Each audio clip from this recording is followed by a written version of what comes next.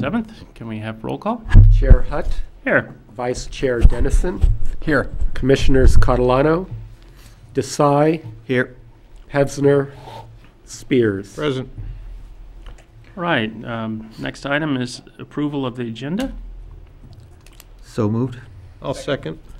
All in favor? Aye. Okay, motion carries unanimous. Next is approval of the minutes of the regular Planning Commission meeting of January 17th. Are there any corrections or comments? I'm good. We're good. I'd like to make one correction on line 127 in the sentence that says, "He felt that a house of this size should have an outstanding design." I'd like that to clarify that a house of this size is required to have exceptional design per our findings. And other than that, I'm good with the minutes. Make a motion to approve the minutes with the adjustment to the line. Second. All in favor? Aye. Okay, motion carries unanimously. I'll abstain. One abstention, okay. Is that enough of a quorum? We got a majority of the quorum, right, so we're good? Yes. Well, 3 votes will pass any legislative action, so yep, you're good. Okay, good. And we're down to 6 commissioners as well. Oh, that's right. The Because Gina Fryerman have resigned, yes. Okay. Next, we will move to audience comments. If there's anybody in the audience who would like to address the commission on items that are not on the agenda, please feel free to come down and let us know what you're thinking. Okay. Seeing none, we will go to our public hearings. Our first public hearing is Hillside Development Permit 1202 and CUP 1209. And this one we're going to continue. This one is not going to be continued. That'll be the second. The item. next one is the continued, okay. Yes, this one was continued from January 17th, 2019 to a date certain, being February 7th, which is being heard this evening. And Claire Lynn will be giving the staff report. We do have a PowerPoint presentation for you today as well. Okay. Great. So you may want to adjust your seating.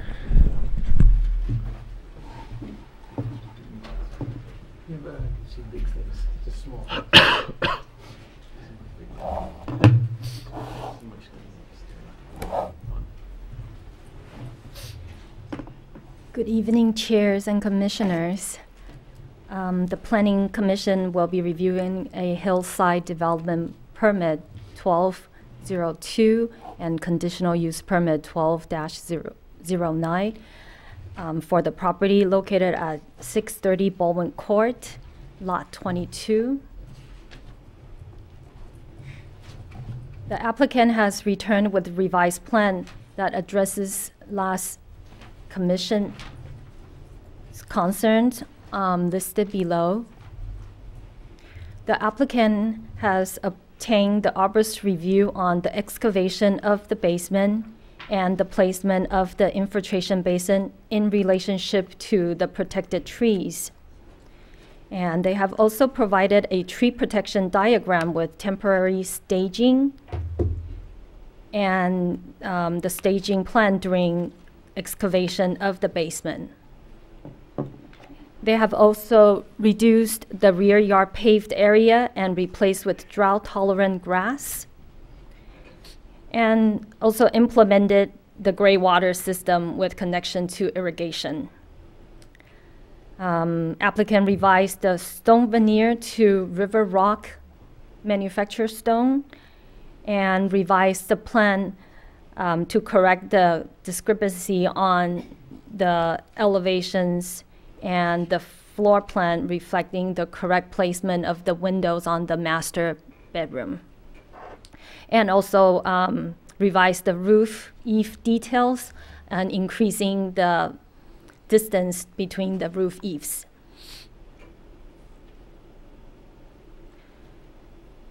Here's the temporary staging plan with the basement plan showing that the arborist has reviewed the site and confirmed that the temporary driveway is not within the sycamore tree drip line. And also the exterior access stair to the basement has been eliminated. The oak tree appeared to be adequately protected by maintaining that 5-foot minimum safe distance from the nearest edge of the tree trunk to preserve the support and maintain stabilities of the tree. No excavation or root cutting allowed within that critical 5-foot zone.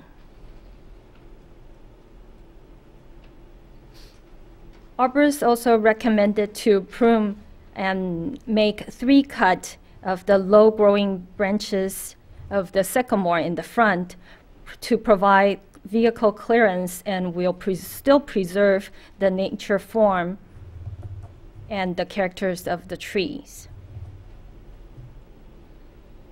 Here's the revised site plan showing that the paved area in the rear yard is reduced and part of it is replaced with drought-tolerant grass. Revised low-impact development plan showing that the infiltration basin is moved 7 feet to the north, and arborist has confirmed that the infiltration basin is far from the tree trunk that will impact the tree root. Revised second floor plan showing that the window placement in the master bedroom is consistent with elevation. And the elevation on the north, the street-facing elevation showing that the stone veneer is changed to river rock, and also the rear elevation where the roof eave is showing that the distance has been increased. Here again showing the placement of the master bedroom window and also the distance between the roof eaves. Revised material board showing the river rock, culture stone, and the architect has also brought larger samples of the river rock. Hillside development permit and conditional use permit finding have to be made in order to approve the project. These findings are in the packet for Planning Commission to make decision. Alternative before Planning Commission this evening is to approve the project pursuant to Resolution 1809, or approve the project with modification, or deny the project, identifying the findings that Commission feels cannot be made, or continue the project and provide staff and applicant with direction. Staff is recommending that the Planning Commission to approve Hillside Development Permit 12-02 and Conditional Use Permit 12-09, subject to the conditions of approval in the Resolution 1809. That concludes my presentation, and I'll answer any questions you might have. I also wanted to point out that the applicant also has a PowerPoint presentation, so Okay. Maybe we could have that one first, and then we'll save all our questions up for one batch. Thanks.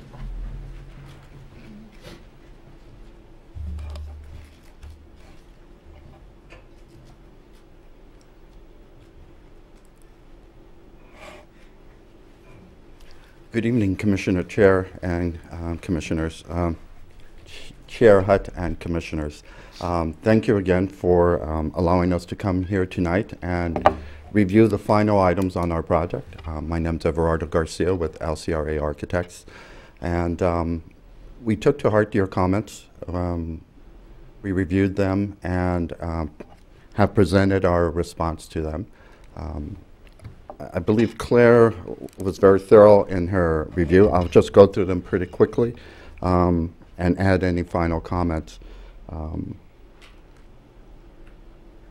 What we have done is, this one shows the reduction of the rear yard. This used to be paving. We eliminated about 240 square feet of paving and introduced drought-tolerant grasses in this area. As mentioned, we did eliminate the exterior stairs leading down to the basement. So that eliminated the concerns of any excavation near the drip line of the existing oak. This one just shows again the reduced footprint of the basement light well, kind of a sunken courtyard. Here is one of the comments was the coordination of windows with the exterior elevation. So this window now aligns with the exterior elevation, as we'll see. Here's just another plan of the basement, just showing the perimeters of the sunken courtyard and the elimination of the exterior stair. The other comment was really to clean the roofs. Some of the stacked gables were creating some tight conditions between the roof and the lower roof and the upper roof. So this starts showing how we were able to blend the roofs and reduce some of that tight condition, and really gives it a much cleaner, straightforward appearance. As you can see here, we were able to blend it. The one resulting stacking section, we were able to provide enough space that it is possible to do the flashing and typical construction issues. I believe it's about 1'3" in that area. But here now we were able to raise this portion of the roof and tie it into the main roof. Here as well, we were able to do the same, and now this window is the window that we were able to coordinate with the floor plan. Here, this section just shows the revised section with the removal of the stairs. And let's see, these are pretty straightforward. Unfortunately, this is a little light. This is our proposal for the gray water laundry system. It's a straightforward system that allows diversion of the laundry water into the irrigation system. They have the opportunity behind the washer and dryer to divert the water from the sewer to the irrigation. Really, if they use a bleach or non-bio organic material, then they would divert it to the sewer system, but otherwise they would be able to normal soap, be able to take it into the landscape area.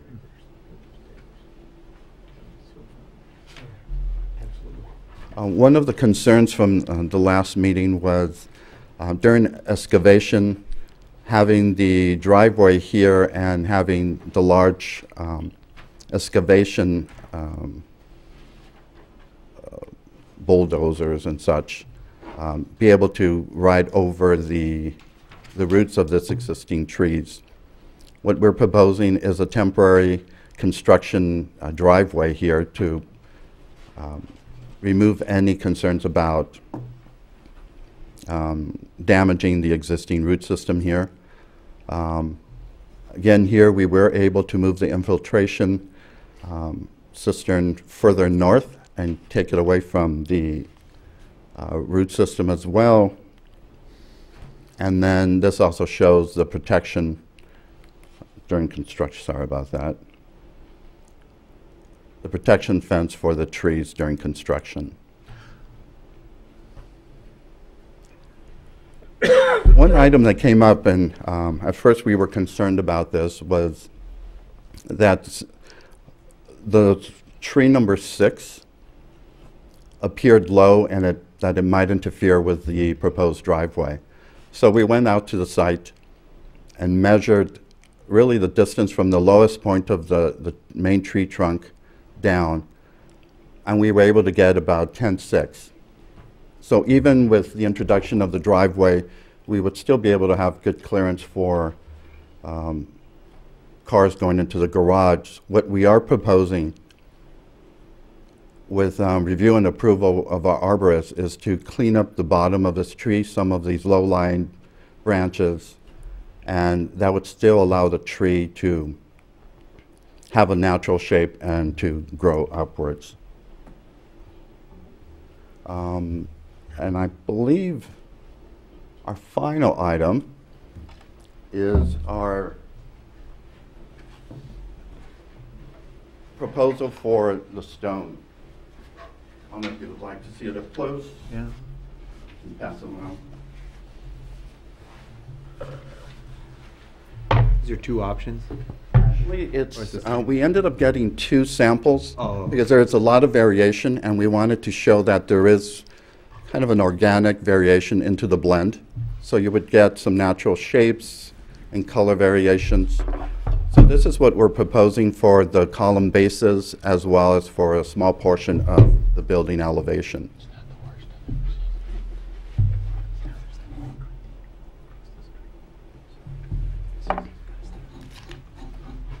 And the hope is, as we install it, that we would try to install it in an organic way, as a little growing from the bottom to the top.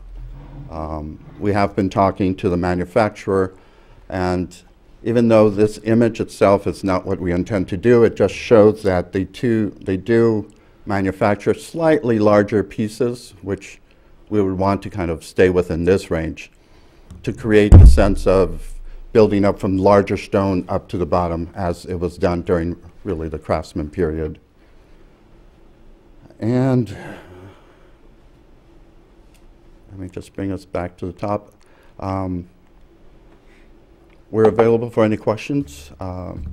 Hopefully you like our proposals. And if you have any questions, I'm here. I have one question. Oh, yes. If you can go back just to the staging excavation plan.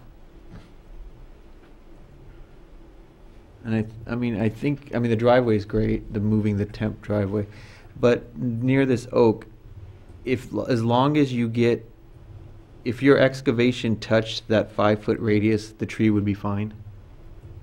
In here, Yeah, let's say that this excavation actually here. that's not correct, because that shaded part should go straight across. That's your over X, right? Right here, there would be slight shoring in this area to avoid interruption into the drip edge. So my question is, are you gonna lag and shore this, or are you gonna do a temp cut? Like We a would 5 prefer to foot do with a 1-to-1? How are you doing the excavation? We would, the best thing to do would do a lag, but the lag would only be for that little corner, which really would only be for this section here that faces the tree, So you would soldier pile and lag that?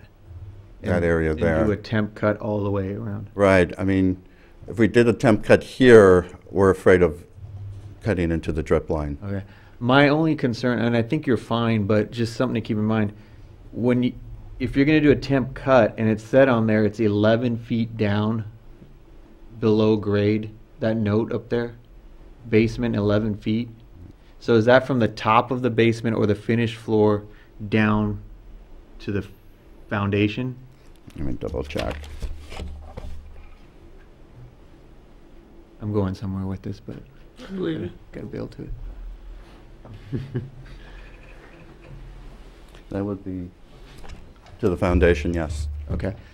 So typically what's required here in town, it's standard practice, but if you do a temp cut all the way around, forget the shoring part, that your 5-foot vertical is going to start from the bottom of the foundation. So in something like this, since you're 3 stories, you're going to essentially 3 stories. You'd probably be a 2-foot foundation or thereabout. So you're going to come up. When you do your cut, that 5 feet is actually going to become more like 7 or 8 feet. Because it has to go away from the bottom. the So bottom. you're making up 11 feet Right. plus.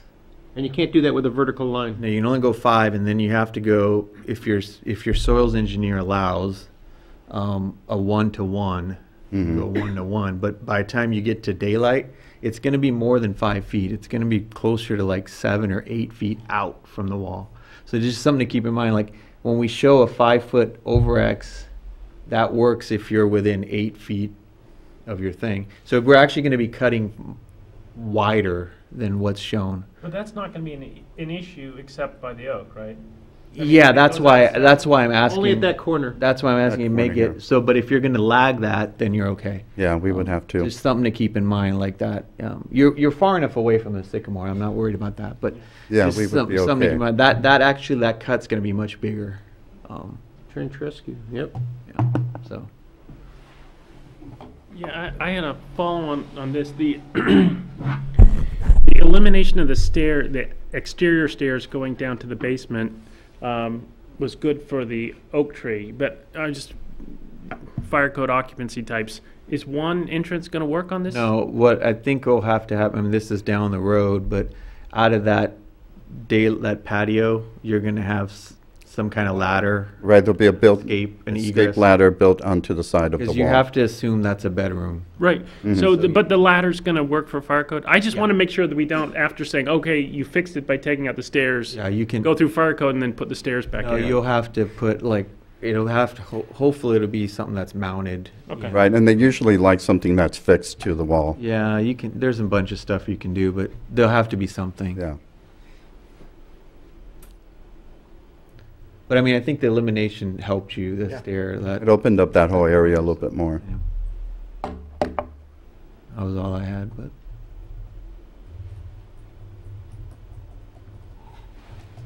Okay. Any other questions? I guess the one question I had on, I like the rock samples. How does that compare to the rock retaining wall that's across the street that was put in? Is that similar? It is. Actually, we went up to the wall. We were trying to figure out if it was artificial or not, and I think by some of the cuts it might be, but it was still pretty good. If it was imitation, it was a good imitation. Okay. But it should compare very similar. Okay. It's kind of the same idea. It's pretty similar profiles, actually. We were comparing them to this. Okay, thank you. I appreciate that.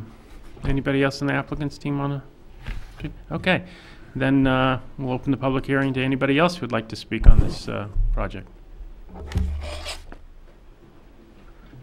Okay, well, that's great. We'll close the public hearing and bring it back to the commission. And who would like to start? about that I side? can start, yeah. I think you guys did a great job. I think you answered all the outstanding questions that we had. So, I mean, I don't have a whole lot to say, just other than the excavation. And even that, I think you've made better by your plan. So, as long as we're lagging that one corner, we're fine. So I think, and I like the stone too. I think it'll look really nice, I mean, you'd have to get like this close to kind of dissect it. I think from a distance it's going to look much better than originally proposed. I think the space on the eaves, that helps. I think the little discrepancies you had on the plans are resolved. So I all in all, I think we've checked all the boxes. So I'm good with it. I concur with that all the boxes have been checked, and really appreciate taking the time to do that and bring back what was asked for and hear that direction and even go farther than some of the things that we asked for. So I'll be in favor. I was not here at the last iteration of this, but I did watch the video and I took the notes. I want to commend the applicant because this has been a long and tortured journey, and I think your success is due to the fact that you paid attention and listened and responded appropriately. In the past, the commission has been very frustrated with the changes and the back and forth with development in this area. So you are to be commended, and hopefully that you will pay attention to the magic solution here. It appears to me that all the objections that were raised at the last meeting were addressed, and were addressed properly and carefully. And I commend you for that, and I'm okay with it. Yeah, I echo my other commissioners. I want to thank the applicant for a small thing, is updating the date on the sign so people know that this was today. And as we continue on the next one, I'll hope that you update that date on that sign. Also, I commend you for the responsiveness to our comments. I think we've got 20 some odd of these to go. And if y'all are this responsive going forward, I think even though we may have had a torturous past, we'll hopefully have a more smooth future. And I think it's helpful to remind everyone that we approve these projects not because we like them or this is the house we would have built or our dream house or anything like that. This is based on the hillside zone and the Stonegate design guidelines and the findings that we are required to make under those. And I think this project is in compliance with all of those, and it's very easy to make those findings. I think we discussed that more fully at the last meeting, and this is really sort of cleanup. But I think it was cleaned up well, and I fully support the project. With that, I will entertain a motion. So moved. Second. Okay, all in favor? Aye. Motion carries unanimously. Thank you. Now we will move on to public hearing 2, and I got ahead of myself on the last one, but this one is the one we're planning on continuing.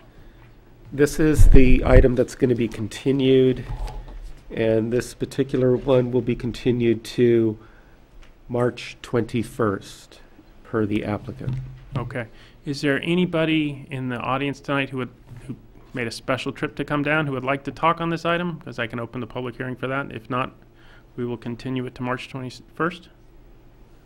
Do we need a motion for that, or can we just so We state? need a motion. Okay. Also move. Second. All in favor? Aye. Aye. Okay, motion carries unanimously. If the applicant could please update the sign, that would be fabulous. Thank you very much.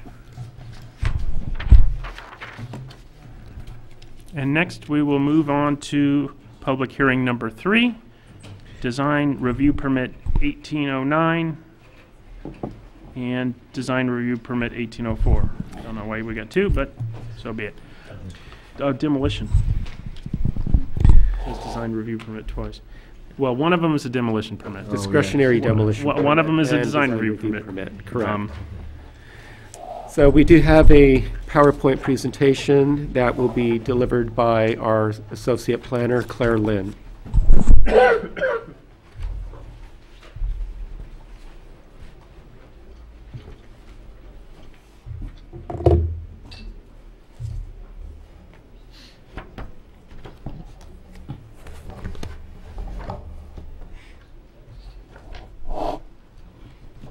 Right.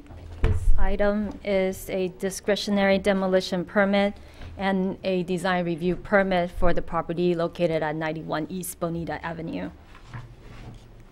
The subject property is located here outlined in red on the north side of East Bonita, a cul-de-sac street west of South Mountain Trail Avenue in the residential zone. The property is a 27,740 square feet lot. Neighboring properties are one-story single-family residence, except for the immediate neighbors to the west is a two-story single-family residence. Photographs of the existing property showing from the street view. That is the south elevation. And also you can see the sycamore tree at the east perimeter of the property. Additional photos of the north elevation, east elevation, and the view from the east property and the west of the property. Applicant is requesting Planning Commission to consider a discretionary demolition permit and a design review permit to remove the roof structure, part of the exterior and interior wall and framing of the existing one-story, 2,577 square feet structure with the attached 525 square foot garage built in 1942.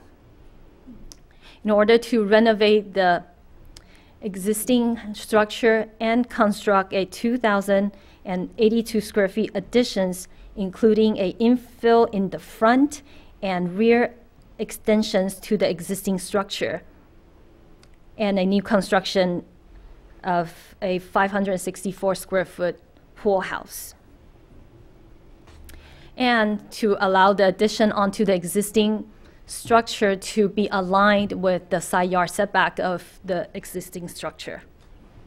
The total proposed floor area is 5,184 square feet. Discretionary demolition permit and the design review permit are required pursuant to the code to demolish any structure that is 75 years and older, and pursuant to the code to allow additions or new constructions with allowable gross floor area for all structure on a single lot that exceed 3,500 square feet of floor area. And the approval of design review permit is required for additions onto existing structure to be aligned with the existing legally constructed side yard setback of the primary structure. The property is more than 75 years old, so a historic resource evaluation report was prepared, and the report concluded that the structure is not eligible for listing or designation as a historic landmark. For the size of the given lot, the proposed project has met lot coverage, building height, gross floor area, and parking requirement. Front yard setback is complied with the prevailing front yard setback calculation at 50 feet. However, for the side yard setback, the applicant is applying for a design review application to align the addition to the existing side yard setback, which does not meet the 30% cumulative side yard setback requirement. Applicant has prepared a survey on the linear block showing that the prevailing front yard setback is at 50 feet, and a neighborhood analysis with sample size of 18 neighboring properties that were notified within that 300-foot radius using assessor's data, indicating that the proposed project is greater than the average top one-third neighboring homes.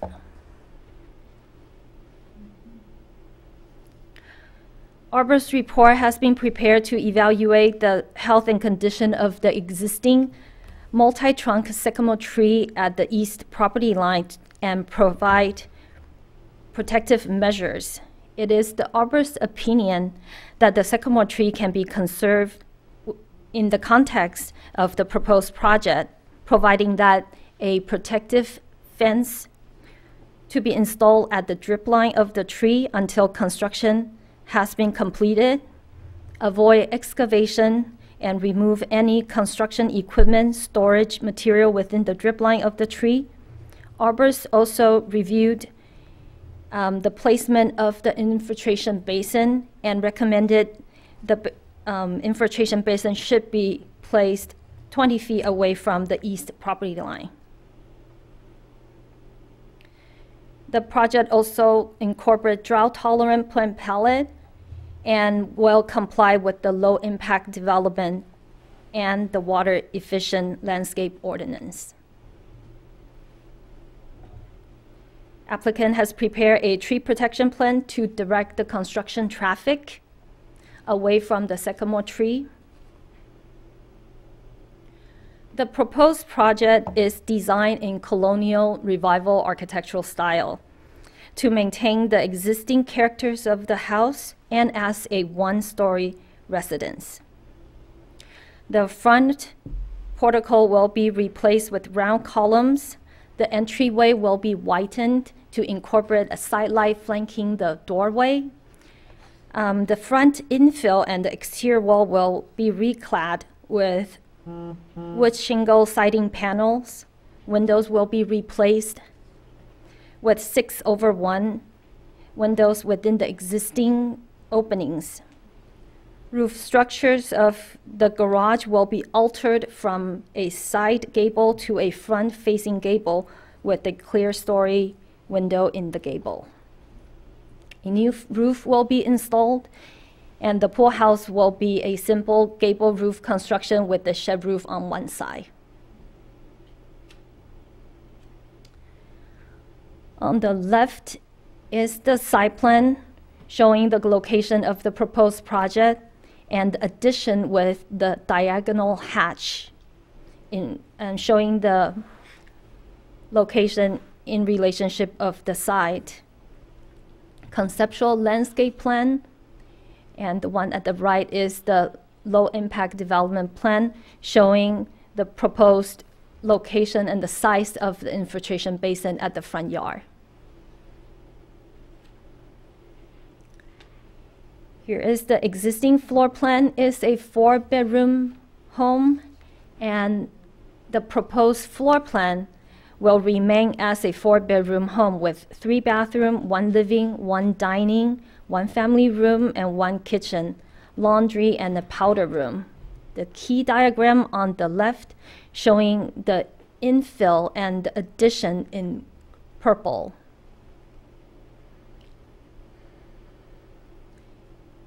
Proposed floor plan for the pool house. And color elevations. The one on the top showing the south elevation, which is the front facade, and the north elevation showing the rear facade. Elevations of the east and the west. Photo montage from the street view.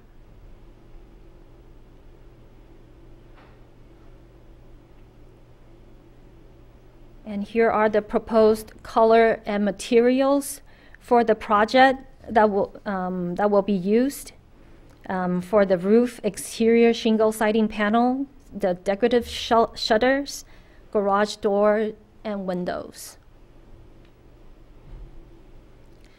Discretionary demolition permit and design review permit findings have to be made in order to approve the project. These findings are in the packet for commission to make decisions.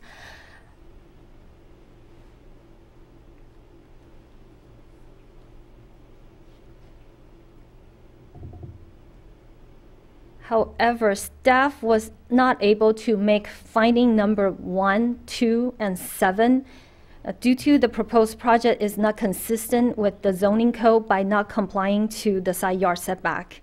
And encroaching onto the required side yard setback may have an effect on the adjacent properties.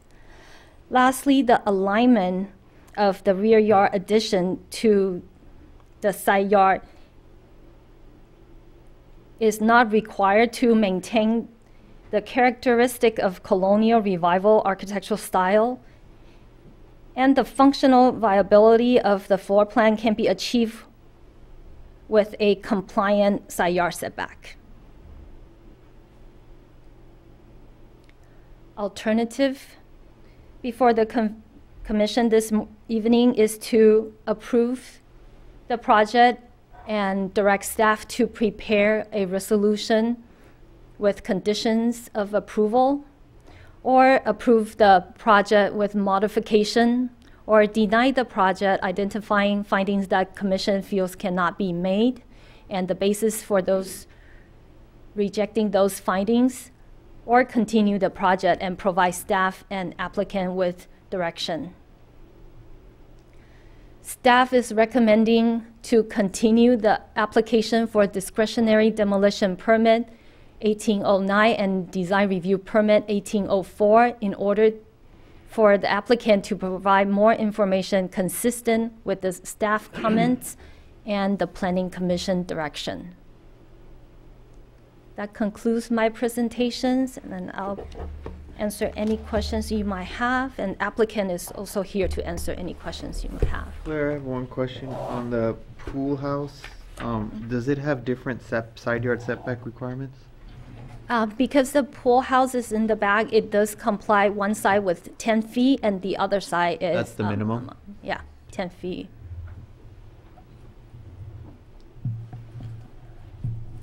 Anybody else? Thank you. Would the applicant or the applicant's representative like to address the commission?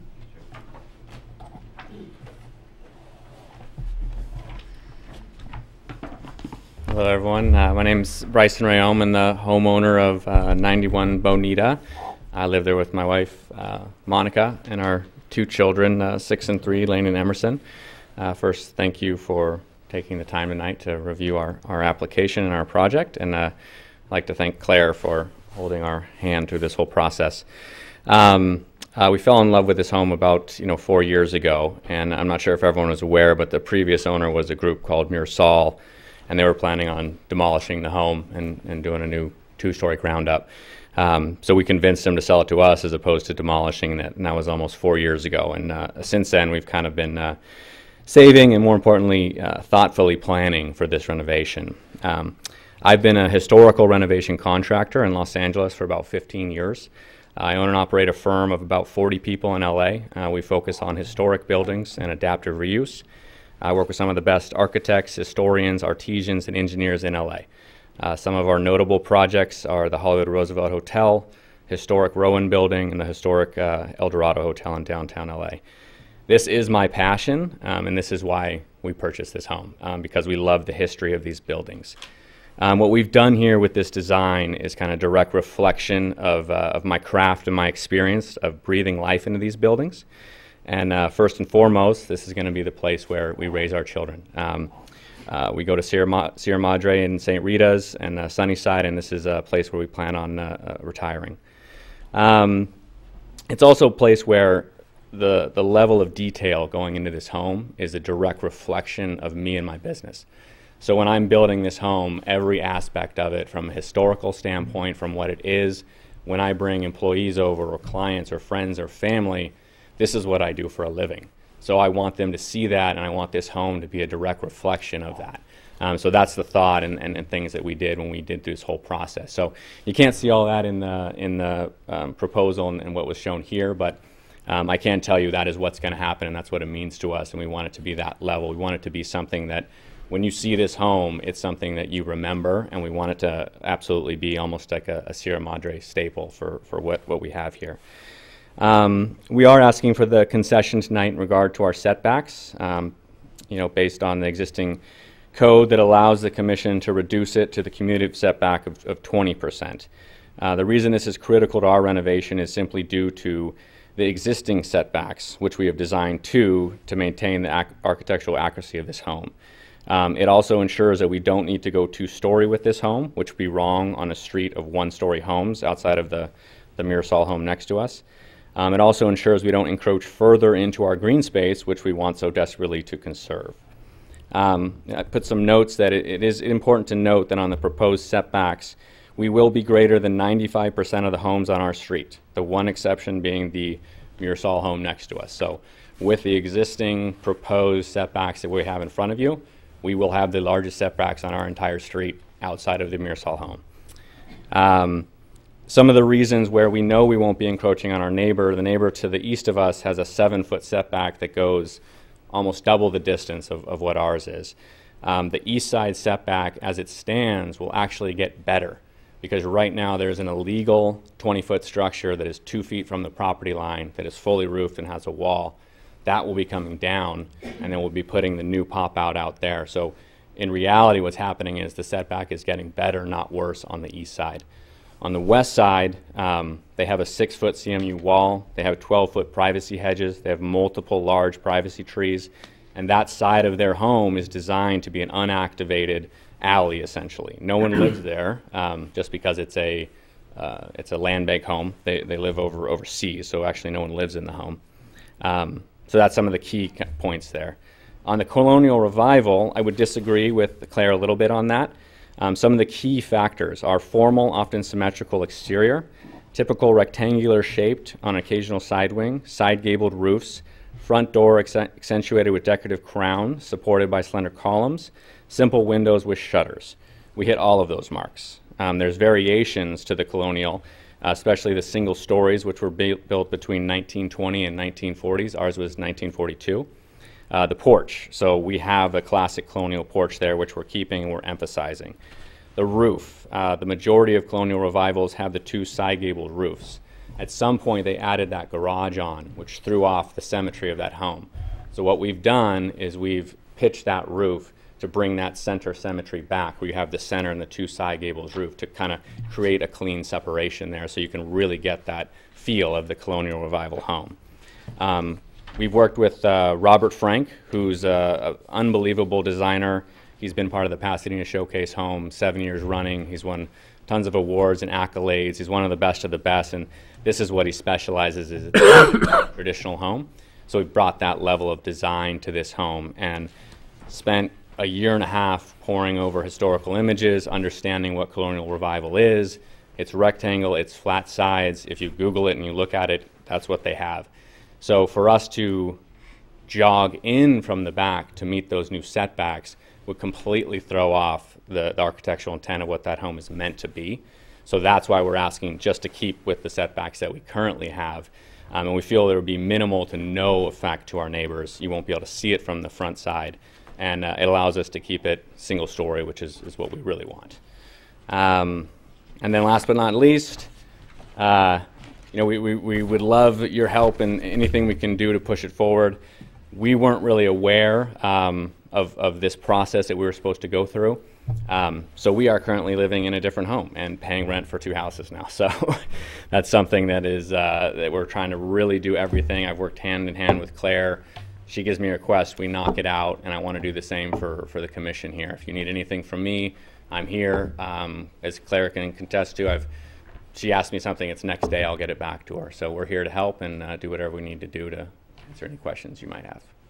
So that's about it. Thank you. Any questions for the applicant? No. Thank you very much. Thank you. Would anybody else like to speak on this project?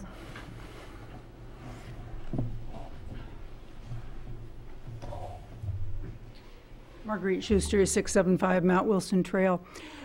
There's so much that that I like about what is being done here. The single story, the effort to retain rather than destroy the property, the obvious care that has gone into all the detail that has been included in the packet. I really want to hold up my appreciation for all of these things.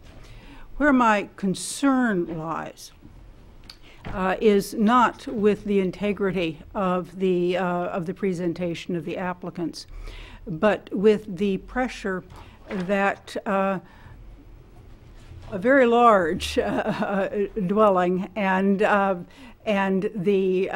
continuation of narrow setbacks puts on the rest of the neighborhood.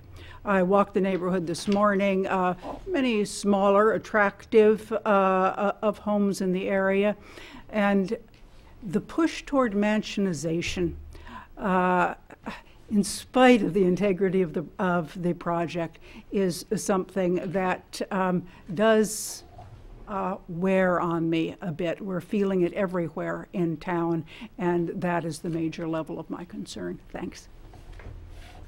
Thank you. Anyone else? Seeing none, we'll close the public hearing and bring it back to the commission. Want to start us off, Bob? So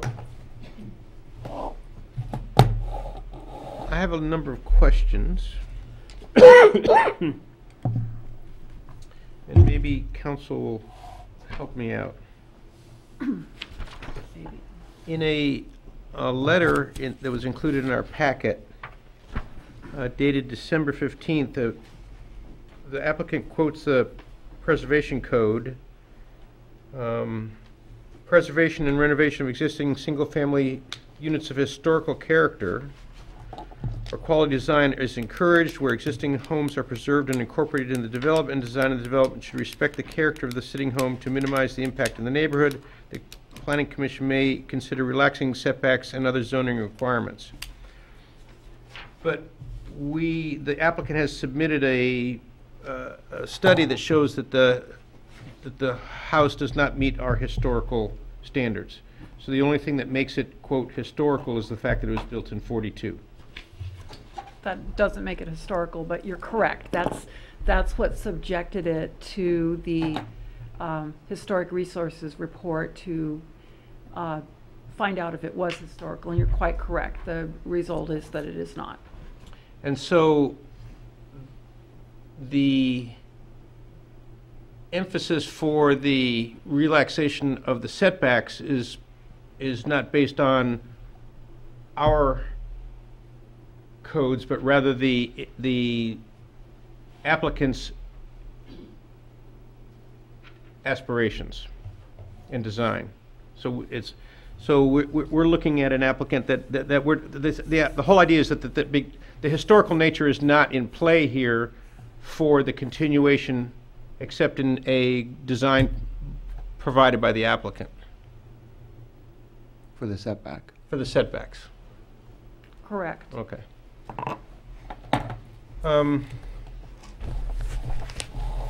So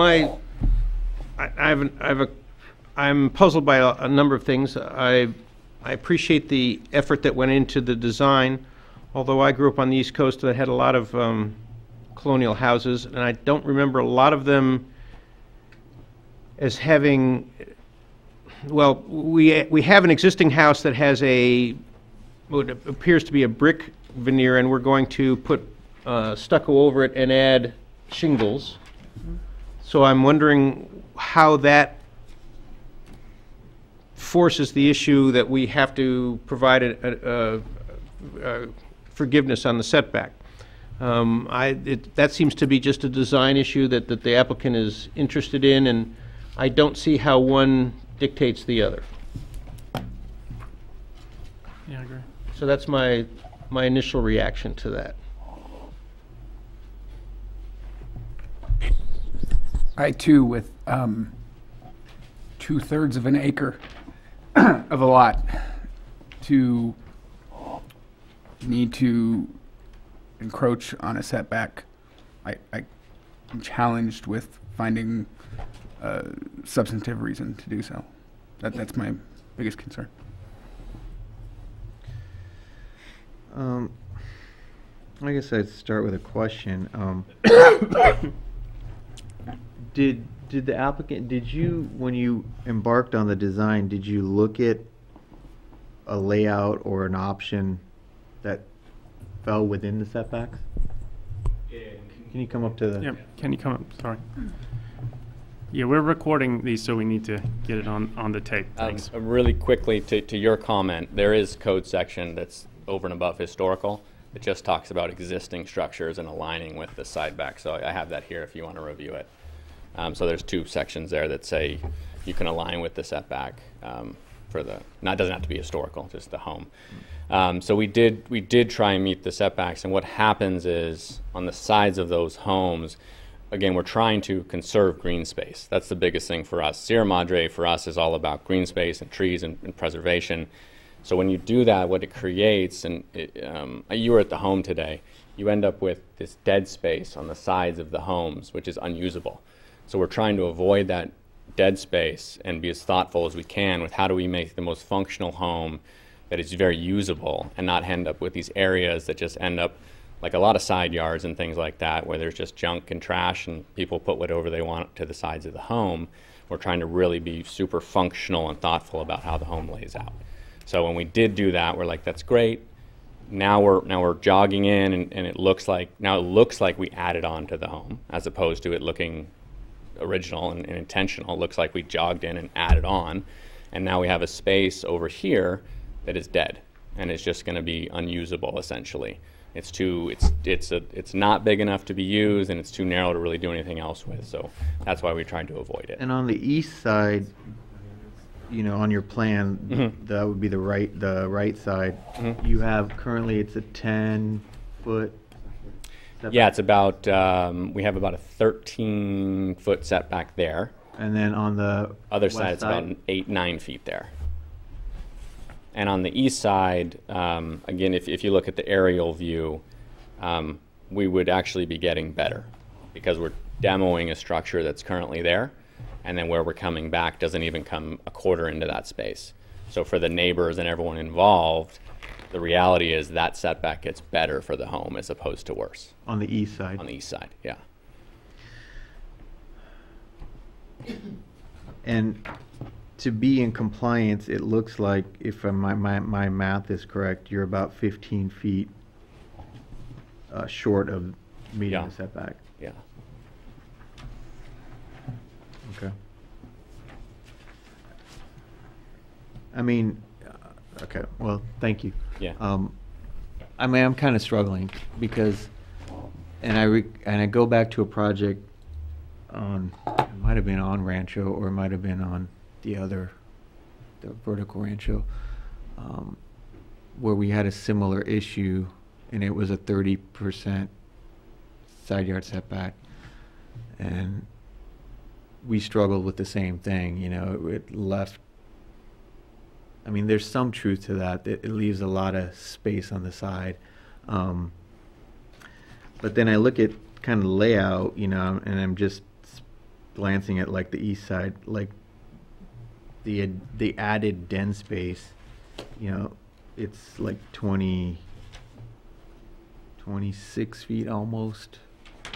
You know, I mean, it's, I don't want to nitpick the plan, but basically, I mean, it's a large space. It's not like it's hammered and it's trying to, you know, so, but on the other side, like, in order to be in compliance, it needs another 16 feet of setback between the two sides. And so, which I agree, if all of that had to come in, I think it kind of impacts the project, you know. So I don't know, you know, but, you know, and I just throw this out there. Normally when we get these presentations from staff, you know, it's usually like it meets the findings and it's like ready to go, you know. And if staff has some concern about 1, 2, and 7, you know, it usually gives me pause, you know. I'm maybe not seeing something that they're deliberating over or going over that doesn't quite make sense. So off the glance, I mean, I have some issues, but I'm kind of in between. This is one of those cases, like, I mean, normally we draw the line and we kind of go like, if, like that previous project we saw on Oak Meadow. Right. I mean, it was within a few feet of being in compliance. And I think this is a bit further out there, you know. We can debate, you know, whether the style is better suited, you know, to being all aligned or in being rectilinear and having symmetrical volumes. You know, we can find examples that are like that, and then we can find examples that were kind of added onto and kind of morphed and changed, and it's still a colonial revival. I mean, you know, Joe would probably be great to speak on that. But so I'm struggling with it. I'm kind of, you know, I don't feel like a hard line in the sand saying come up with another 16 feet somewhere and your plan be darned.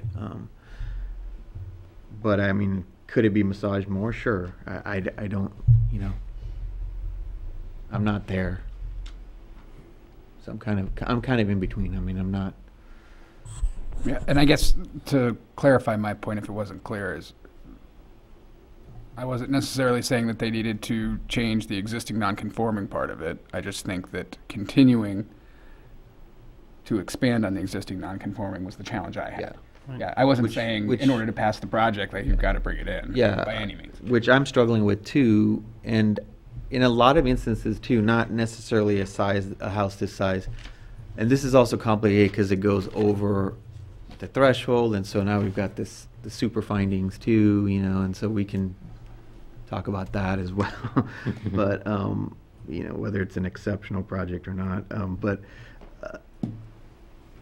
in similar instances, we've tried to work with the applicant to sort of align, if it made sense for the design and the addition, to align structures, you know, rather than have that obvious 10-foot jog, you know, and this is where you add it on, you know, like I just, because of the size of the home too, I mean, you know, a lot of those cases where the house was of a modest size and then pinching it in would have affected sort of the programmatic side of it, but also, you know, the neighbors were a lot closer. We were talking a few feet, you know, Right. this is something much bigger. So that's where my struggle lies. Like, you know, I want it to be aligned, but I also hear there's a lot more breathing room to kind of make it right. Right. No, So- yeah, I mean, I acknowledge and I appreciate the applicant's obvious passion and interest on this and dedication, and I have no doubt that with their experience, the craftsmanship of whatever gets built will be first rate. I also think they've done a good job on sort of echoing the colonial style and making a project that's cohesive. But you know, to me, it comes back to the super finding, the finding 8. I mean, I have a little heartburn with 2, 3, and 4 because of the size. It's a really big house. And 7, I hear all the qualms with that. Is this really necessary for a colonial revival? I don't know. On the other hand, it does seem like a jog is sort of maybe not so great. But again, you come back to a house that's over 5,000 square feet, and you really wonder, do you really need that? And, you know, so when you go to finding 8 and you think you've got a house that's a perfectly fine house, it's a perfectly normal house, but it's a medium-sized house. And really what you're doing is you're creating a perfectly fine, perfectly normal, really big house. And that's exactly what finding 8 was put in to prevent. Because what you're supposed to do if you're going to have over 3,500 square feet is have a superior project that exhibits exceptional design. And it's supposed to have innovative, thoughtful, and noteworthy architecture. And I don't see that. I see a perfectly fine house, which is nothing wrong if it's under 3,500 square feet. But it's supposed to be much better if it gets that bigger. So I don't see how I could make finding 8. I don't think it's anywhere near close. The other ones maybe we could argue about, you know, if the house shrunk down. But my advice to the applicant, if they really want to keep this sort of style and this sort of overall look, is shrink the house down to 3,500 square feet. And if that doesn't work for your program and your functionality, consider the fact that subterranean doesn't count in the square footage and see if you can use that. We certainly did that in the house that we approved earlier this evening. But I can't get there on finding 8, especially with this current proposal. Yeah, my problem is that the addition is the size of another house. And so in all that space, you can't find enough room to, you know, make that setback. And while the geometry of a colonial is straight sides, the only person that's going to see that is the person, you know, from up above. Google. Yeah, Google Maps. And so, you know, there's setbacks are there for a reason. But yeah, finding 8 is kind of the trip. And I am a little put off on the concept that that's dead space. I mean, it's there for a reason on everyone else's home because it separates property. It's not dead space. It's there as a buffer between homes, and you know, the applicant has at his disposal some pretty impressive people on the design side. I mean, there's a lot of skill going on here, and so it doesn't have to be, as you said, you know, a place where there's trash. It can be a place where there's other things going on and still be space in between the structures. So, and it doesn't have to. I mean, the applicant seemed to imply that you know, without it, it was going to have to be a second-story house. And I think with a lot this size and with the amount of square feet that are being added in the addition, that is not. It's not just a quid pro quo. That doesn't have to happen. I think that I think the applicant can proceed without having to ask for forgiveness on the setback. And I agree that if you want to have a structure of this size, it's going to have to be exceptional. One other thing I'd like to clarify is you raised the issue before of the historic nature, and I think there was some ambiguity in the reports. There was some talk about assuming it if it's historic or whatnot. But I think it's pretty clear that we can say this is not doesn't qualify as a historic structure, and so therefore I would have absolutely no problem with making the findings on the demolition permit. Yeah. And I want to make that clear. It's the design review permit that really is tripping me up. So that, you know, if parts of this house or all of the house are removed, that's not going to be a holdup. It's going forward with the replacement project that's the issue. Yeah. Yeah. I'm in agreement. I think there needs to be another bite at the apple here. Okay. Do we want to continue this to a? Do you want to come to the? Yeah. Do you want us to try to continue this to a date certain or to? On the size of the home, and I'm a little confused because the reason I moved to Sierra Madre was for the preservation aspect of it. So what I'm hearing, and I'm really confused about the not architecturally extraordinary because it's a gorgeous colonial home. So what I'm hearing is tear the home down and build a bigger home. It's more architecturally significant, and that's not what Sierra Madre is about, in my opinion. This is a beautiful historic home. Whether they call it historic or not, it was built in 1942. It's got the colonial look to it. It's gorgeous. Anybody that drives up to that home can see it immediately.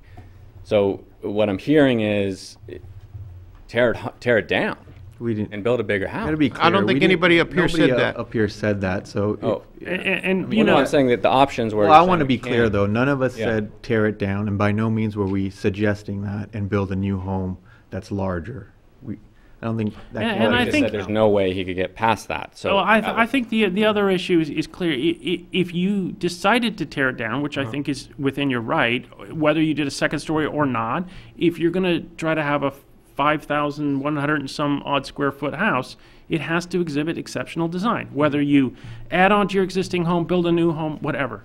Yeah. And what I'm telling you is, you know, this is obviously can be somewhat subjective. Maybe you find it to be that. I don't see that. And so, you know, I think for me, if you're going to have a house this large, you have to up the design. Another option is to shrink the size, and then we don't have to make that finding. Okay. So I'm trying to tell you no, where our rules are, and yeah. you know, So is there a guideline for? Because I can up the design. I can go for it. I just need direction from you. What is that? How do I do that? I think if you look at finding 8 and the discussion that's in there, and I think you can, you know, talk to staff about it, and they can help you. But I want to be very clear that this is a very high bar. It's not meant to be just a perfunctory thing where we go, oh, it sort of looks cool. This is meant to be something that's really exceptional. And we've approved a few houses with this kind of design, and we've turned down a lot. A lot. So, and we've had a lot of designs that come in that were reworked quite a bit. So this is meant to be a very high bar. And so, you know, consider if you want to go down that road, or consider whether, you know, 3,500 plus some subterranean that doesn't count in the square footage will get you there a lot easier. Because I think if you're one story, you don't even have to come back to us. Right. So, you know, we want you to stay in town. We want you to upgrade your house. I would much prefer that you keep as much of the current house as you can. But you also got to comply with the rules, and, you know, this is the way we see it. Okay. So, correct me if I'm wrong, staff can correct me if I'm wrong, but the demolition permit is tied to the age of the house. We don't allow people just to tear down a house that's over 75 years old unless there is a good reason. Yeah, And the demo, I'm not sure why that's on there. That's just, I'm because of assuming the demo because of the age doesn't of start till after the it's approval. because of the age of the house. Okay, yeah. And you have satisfied the requirement that it is not a historical structure. George Washington didn't sleep there, so Yeah. we're okay. But now we're on to the addition that you've put on and the expansion of the house. Okay. And the design does not meet criteria 8. And so, and part of what triggered it was the size that you want. This is very ambitious on your part. Your house will be one of the largest around.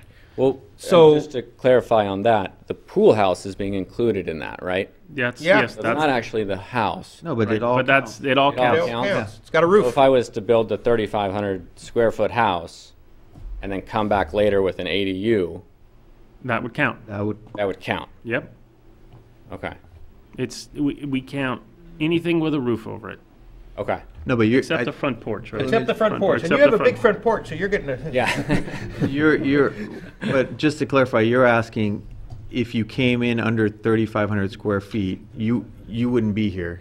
Yes. You'd be gone on your way, and you're Yep. saying down the road Come back with for an for an ADU. ADU. Yes. That would be a separate application. Yes. Yeah.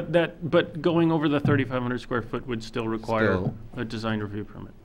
So then the new ADU would require a design Well, review. But then we would just Or a be pool looking house. at that. Or, yeah. Pool house. Yeah, We would just, just a pool be house. looking at. But the other thing is, I think at that point we'd say no. Yeah. Because the house is an exceptional design. Yeah. I mean, I don't want you to try to find an in around. It really needs to be exceptional design if it goes over 3,500 square feet. Okay. No, I'm trying to separate the two. If there's a separation there, like there's a separation. You're still between going to cross ADU. the threshold because we're going to look at the house that you Okay. built, this beautiful house, and then you're going to come back for an ADU, and we're going to add that, and that's going to be the max you can do is 1,200 square feet for those. So we're going to add that, and you're going to be over that, and then we're going to Okay. look at that, and Okay. so it's yeah. I mean, John. There's no. I'm trying to figure out the exceptional design. Like, there's no guidelines. There's no check these boxes. It's just. Well, Who there decides are. That's what I'm wondering. We decide that. Okay. And there are sub findings. You can look at them. And there's also past projects that we've approved, and you could talk to staff about. And also, as Bob said, you have good designers on your team. Yeah. You can tell them that, and I think they could give you a lot of good ideas. So you can certainly go down that route if you want. Yeah, and that's I would just be looking for direction because I have again my guys are amazing, and The so they would quality just of need- your application, the quality of the work shown there, Yeah. shows that you have at your disposal some Yeah. pretty good people. Mhm. Because we've seen some stuff that. Yeah, no, that's round 15 over a year and a half. So there's a lot of thought put into that. So that's why I'm wondering. I could go back to my guys, but I would love to be like, hey, these are some guidelines of like to really, really make it amazing. This is what we're gonna do because as they stand, they're like, this is Bryson. This house is next level. This is amazing. Like they want this to be an HDTV. They want to try and get this in magazines. That's where they're at with this house right now. So that's what I'm saying. How do I step it up past? None of that matters to us. Yeah, No, I'm we're not. saying that's what I'm trying to understand. We're But we're saying it's not that. They're saying it's ours. So I'm trying to figure out how do I get you to tell me because you guys are the ones that make the decision. This is where I'm confused. You guys say what it is, so I'm trying to say, well, tell me what to do. It's not a recipe that you just put these things together Yeah. and voila, here's your extraordinary soup. Yeah. That's not how it works. So Okay. I mean, I do this for a living as well. So Mm-hmm. there's no magic sauce that says you've got an extraordinary project. But I will tell you, people have come prior to you with projects, and when you see it, you know it's extraordinary. Yeah. Okay? And right now, this ain't jumping off the page and saying, this meets finding 8. I mean, No. and there is a little tomato here. Like Yep. that, I mean, in your eyes, I get it. Yeah. It's extraordinary. You've amped it up. You've added, the special sauce to it. Yeah. But, this, as John said, this looks like a fine, beautiful colonial revival home. And you've carried the detailing, whatever, but you're choosing to go over that threshold, Mhm. right?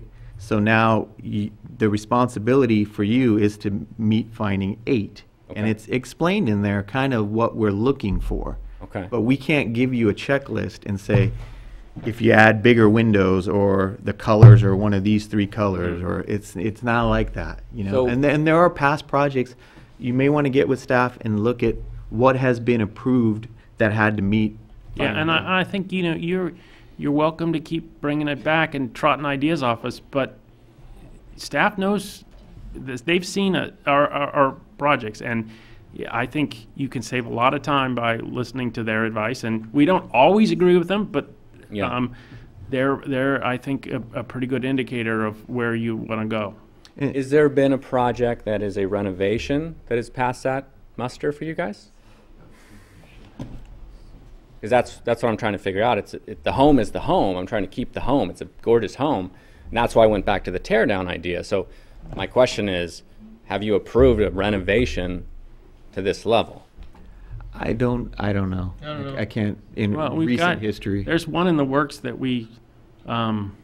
that I think we told no to, but they're reworking and they're closer. Which one are you talking about? The Oak Meadow or whatever, Yeah. the last one. Yeah.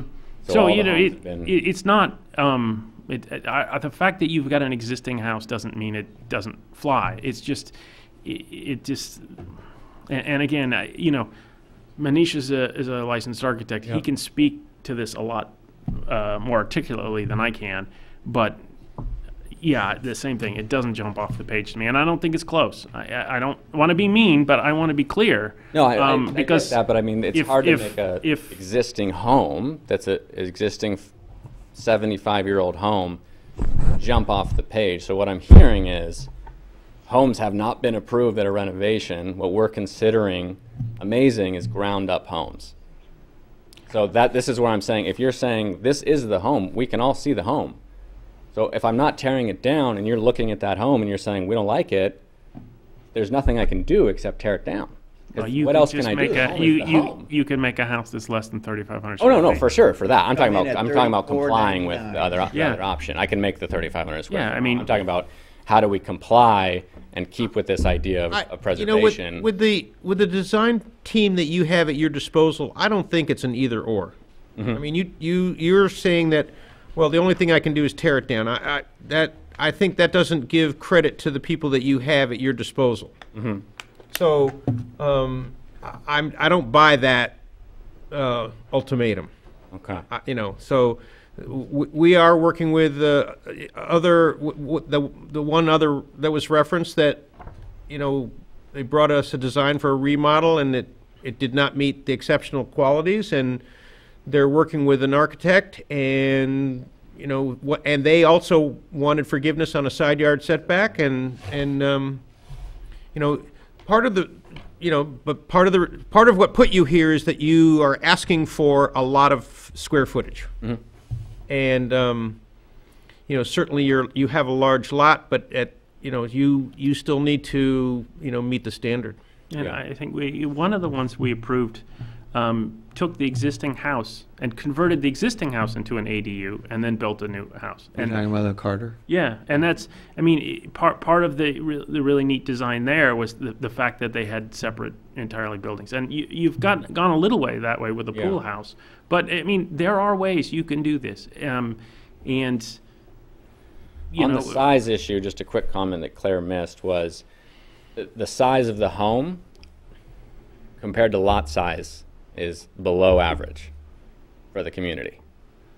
So when you look at lot size and the size of the home on a house, that home, the new home, would be below average for the community. And the way that setback is set up is specifically to control, because it's based on percentage, right? Yeah. So Yeah. that's exactly why that setback is based on percentage, so that when you have a larger lot, you are Yeah. keeping it to the right size. And- So and for the there- setback, I'm talking right. about the size of the home. I understand, but Oh, okay. but that's what I'm saying precisely is, Yeah. even though you're lower percentage-wise, that means that you should comply even further with the setbacks. And there are also rules, you know, some of our rules, such as the coverage and the FAR rules, are based on lot size and ratios. Mm-hmm. But there are other rules that are just set numbers. Mhm. Because at some point, we don't care how big your lot is, we don't want big, giant, ugly McMansions, and I'm not saying yours is, but Yeah. I'm saying That's what I'm trying not to be. there's a certain point where we say, and it happens to be 3,500 square feet in your zone, it's different in different zones, Yeah. that we say, over this size, it really needs a high bar. Mhm. And it doesn't matter how big the lot size is. Okay.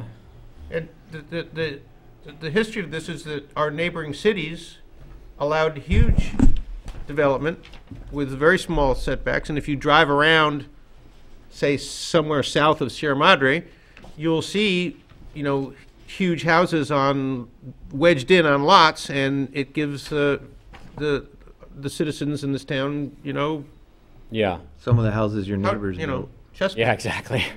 Yeah, and I have a hard time wrapping my head around because if you come to the lot, what you saw today, and if you draw a box around the existing home, the new home fits inside that box. That's why I don't. It's not.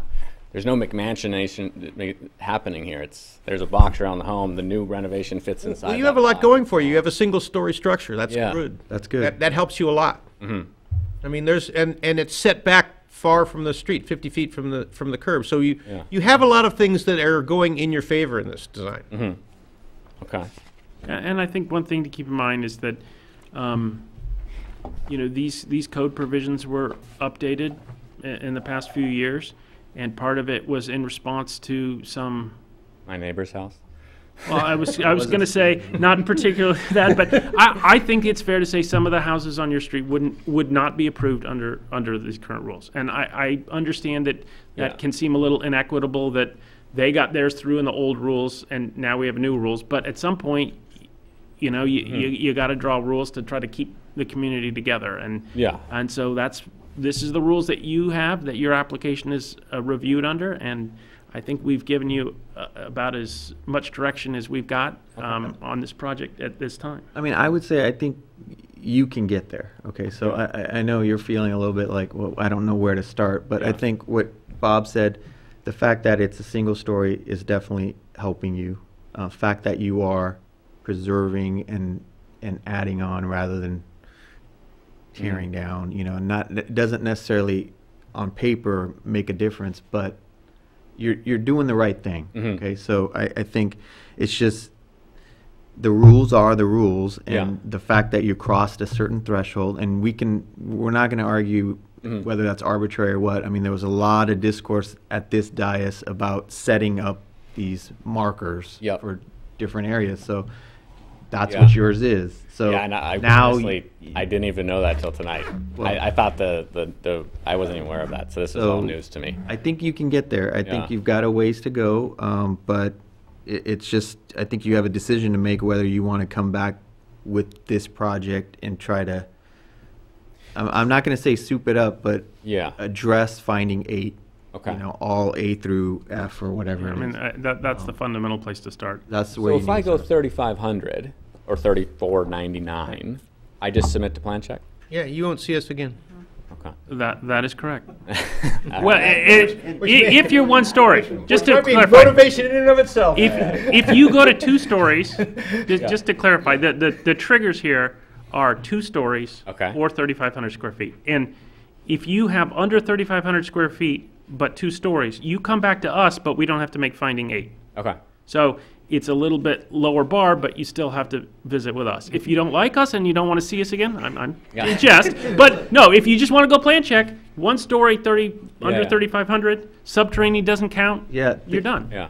I highly suggest you think about that. There is a cost implication, but that is square footage that you don't get for free. But from the city standpoint, it's kind of like a blind eye. Like if there's a way for you to mitigate. If you got to have a 5,000 square foot house, and you get to 3,499, and if the difference can be underground and mechanical, game room, if storage. you go underground, you still go straight to plan check. Yeah. We don't look at that square footage. Okay. If it's a fully sub. Fully sub. If it's part sub, it comes back to us to evaluate whether we count it or not. And you have there is some leeway what's considered a fully subterranean. There's some you can daylight a part of it. I think it's 2 feet or. I don't know what it is in the code, but whatever that is. So, I would recommend you think about that. Yeah, no, definitely. Food for thought. All right, appreciate it. Thank you. Thank you. Oh, so are we I think we're going to continue this. Continue this. to uncertainty. Need uncertain. Yeah, Okay, date uncertain. yeah. I move that we continue. Scroll to the top of this here before I start this. I move that we continue discretionary demolition permit 1809 and design review permit 1804 to a date uncertain. I'll second. All in favor? Aye. Aye. Okay, that motion carries unanimously. That will conclude our public hearings for this evening. And next we'll move on to oral communication. If there's anyone in the audience who would like to address the commission on something that is not on the agenda, yeah, please come on down, state your name for the record.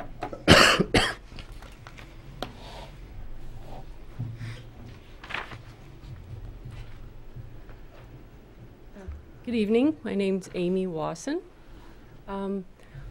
Over the last few months, I've noticed a lot of different types of signage downtown, a lot of LED type lights blinking and moving and different things like that that I haven't really seen in the past.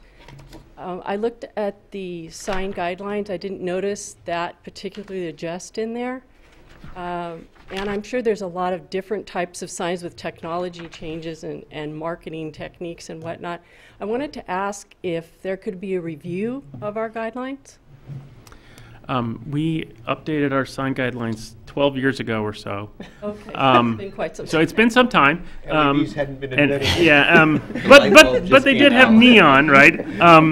So, you know, that's... Okay, I'm in my opinion, but... we've heard from some other people in town that that may be, and I should let you know that it sounds like you are after maybe perhaps more restrictive, and we've heard from some people who would like to make it more lenient, but I think that is something that we are talking about putting on our to-do list to go back and take a look at that. And when we're going to get to that, I'm not sure. We've got a couple of things ahead of it, but we have heard that comment before, yes. Okay, and so the community will be able to give input, or? Yeah, when we review those, we are a recommending body. We review, we think, we edit, we do it in public hearings, and then we take the package and we recommend it to the city council, and then the city council will hold public hearings, and then they'll make whatever changes they think are necessary, and then they'll approve it. So you will get many bites of the apple. Okay. Point of clarification, you're talking about commercial signage and not the new flashing crossing lights? Oh, no, not, yes, Okay. commercial signage, yes. Okay. Yes. Okay. All right, thank you. Thank you.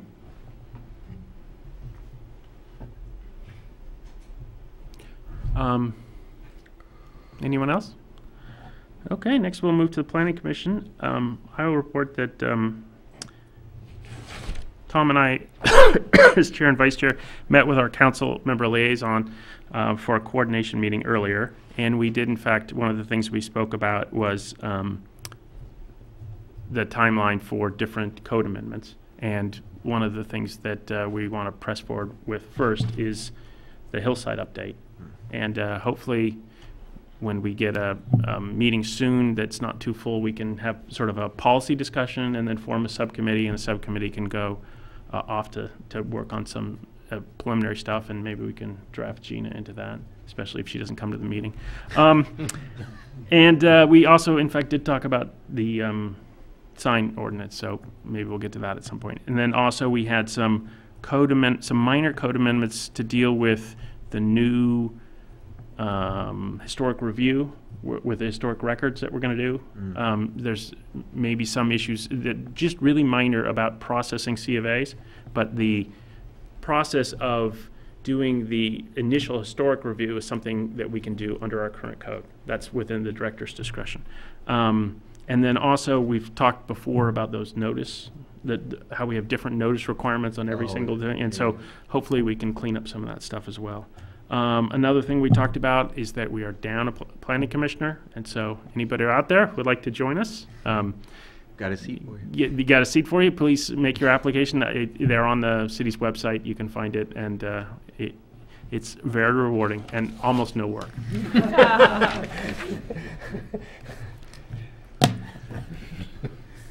Other commissioner reports? Just second that we had a great meeting. Appreciate the time of staff and our council liaison. So it was great to coordinate and look forward to that when it does happen. Thank you. Staff? So we do have 2 items scheduled for the February 21st meeting. One is the continued item, 193 Oak Meadow Road. We'll be reviewing that for a second time.